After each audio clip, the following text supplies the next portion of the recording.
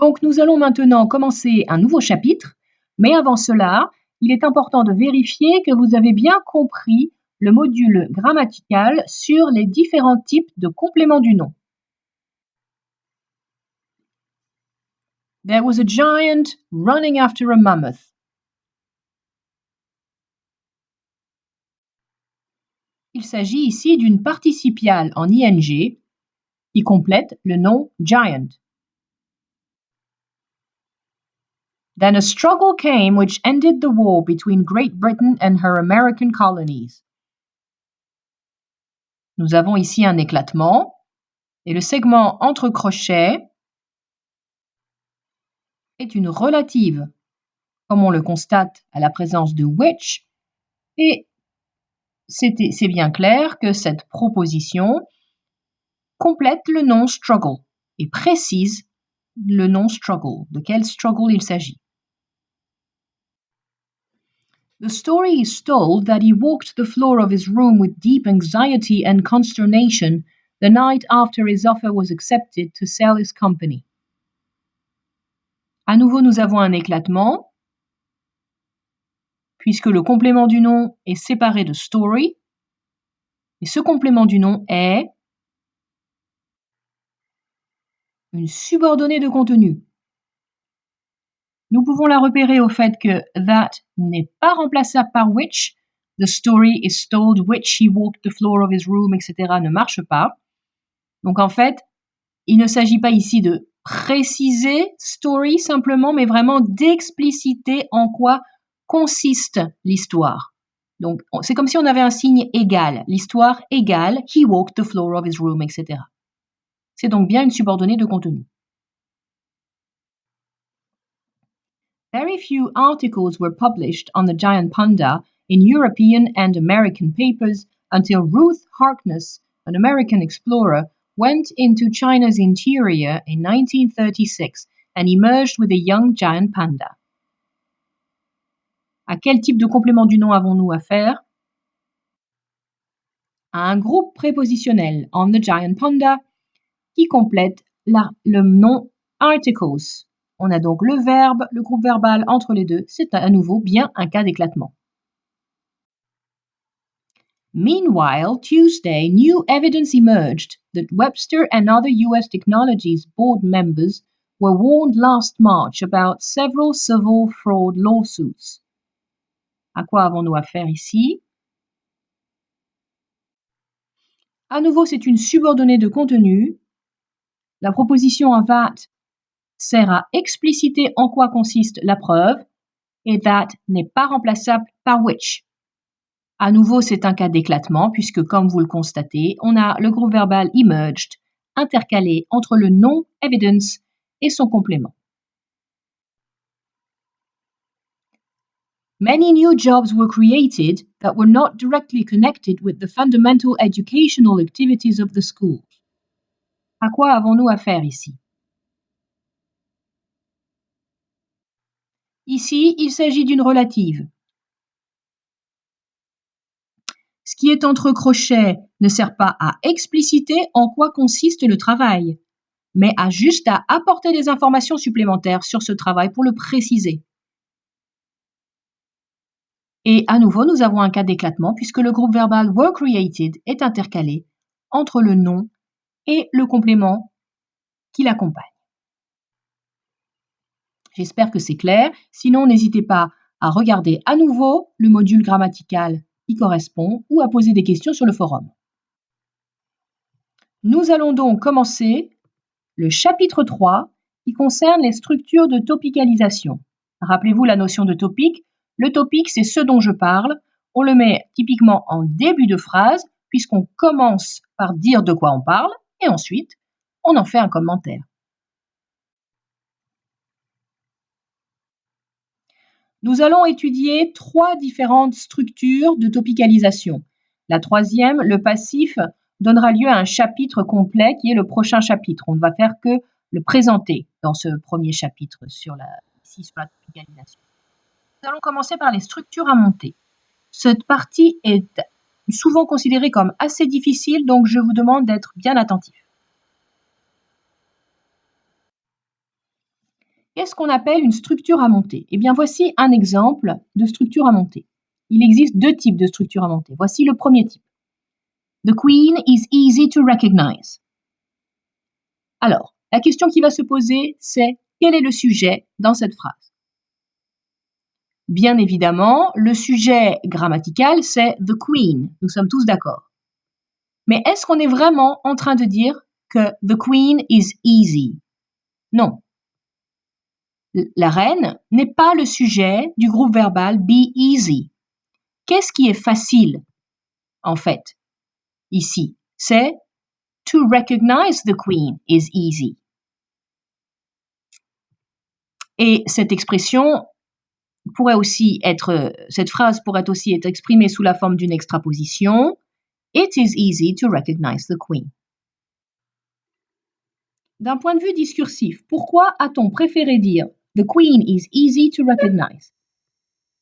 Eh bien parce que la phrase canonique a pour sujet une proposition. Je rappelle, c'est un très mauvais topique.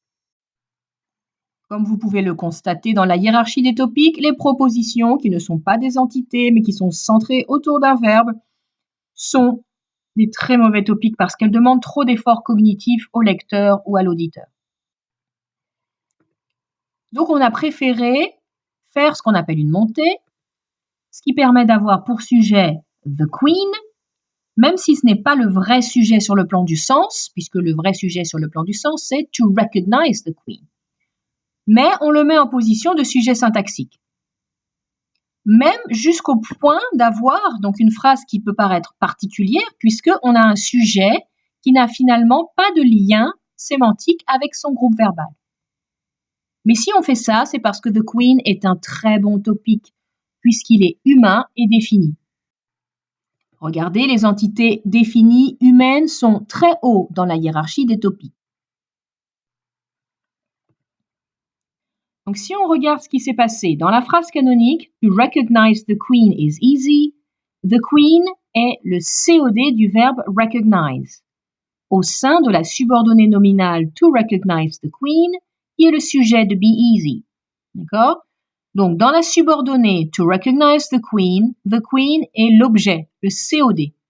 Et dans la phrase avec montée, the queen is easy to recognize, il est devenu le sujet de la phrase. D'accord? Le COD de la subordonnée devient le sujet de la phrase. C'est pour ça que l'on parle de montée de l'objet, objet voulant dire COD. D'accord? Ça, c'est le premier type de montée. Deuxième type de montée maintenant. Illustré par cet exemple, John appears to be ill. On va se poser les mêmes questions. Quel est le sujet? Alors, vous allez me dire, le sujet, c'est John. Et d'un point de vue syntaxique, c'est vrai. Mais d'un point de vue sémantique, est-ce qu'une personne peut sembler? On peut dire John appears tout seul, mais dans ce cas-là, ça ne voudrait pas dire la même chose. Ce serait apparaître au sens de il était caché et tout à coup, il est apparu. Donc, d'un point de vue sémantique, John n'est pas le sujet de appear. Qu'est-ce qui semble en fait? Eh bien, ce qui semble, c'est que that John is ill ou for John to be ill, quelque chose comme ça. Alors certes, cette phrase est agrammaticale, comme vous pouvez le constater grâce à la présence de l'astérisque, mais c'est quand même bien à cela que ça correspond. That John is ill appears. Le fait que John soit malade semble être le cas, quelque chose comme ça.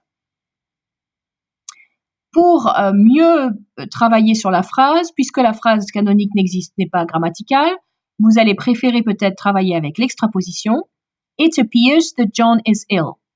D'accord? Que ce soit la phrase canonique qui ne se dit pas ici, ou l'extraposition qui, elle, est grammaticale, it appears that John is ill, dans les deux cas, on voit que John est en fait, normalement, le sujet de be ill et non pas le sujet de appear.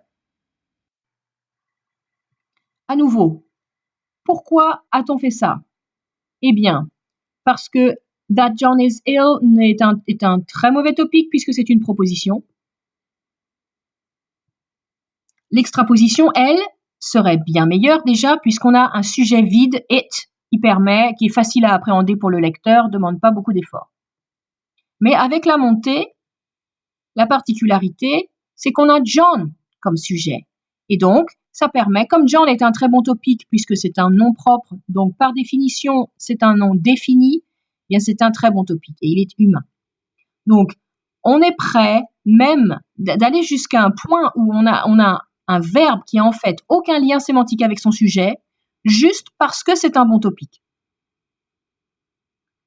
Alors, dans la phrase « That John is ill », John est le sujet de la subordonnée. That John is ill appears. John est le sujet de la subordonnée. Il est le sujet de la subordonnée et il est devenu sujet de toute la phrase. John appears to be ill. C'est pour ça qu'on va parler ici de montée du sujet. Alors, en général, à ce moment-là, les étudiants paniquent en se disant « Mais comment ça, on va nous demander d'être capable de jongler comme ça avec les phrases, de se poser la question à chaque fois, mais est-ce que le sujet est vraiment bien le sujet ?» Rassurez-vous. Il existe des indices pour repérer les montées du sujet et les montées de l'objet. Premier indice, on aura toujours une infinitive, que ce soit John appears to be ill ou the Queen is easy to recognize. S'il n'y a pas d'infinitive, il n'y a pas de montée. Deuxième indice, le sémantisme du groupe verbal.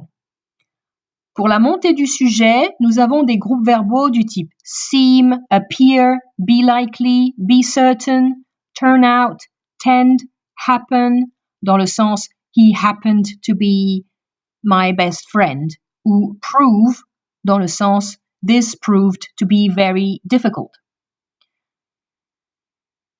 Donc, les sémantismes typiques dans la montée du sujet sont l'apparence ou la probabilité. D'accord? Donc, si on a un verbe d'apparence ou de probabilité suivi d'une infinitive, là, on peut commencer à se demander si par hasard, c'est pas une montée du sujet. En ce qui concerne la montée de l'objet, c'est dans un cas très limité. C'est uniquement avec des groupes verbaux qui ont un sémantisme du type be easy, be hard, be difficult, be pleasant, be unpleasant, qui sont du domaine de la facilité ou de la difficulté. Donc, c'est uniquement quand vous avez un sémantisme de facilité, difficulté suivi d'une infinitive que vous devez vous demander si le sujet syntaxique est vraiment le sujet sémantique de la phrase.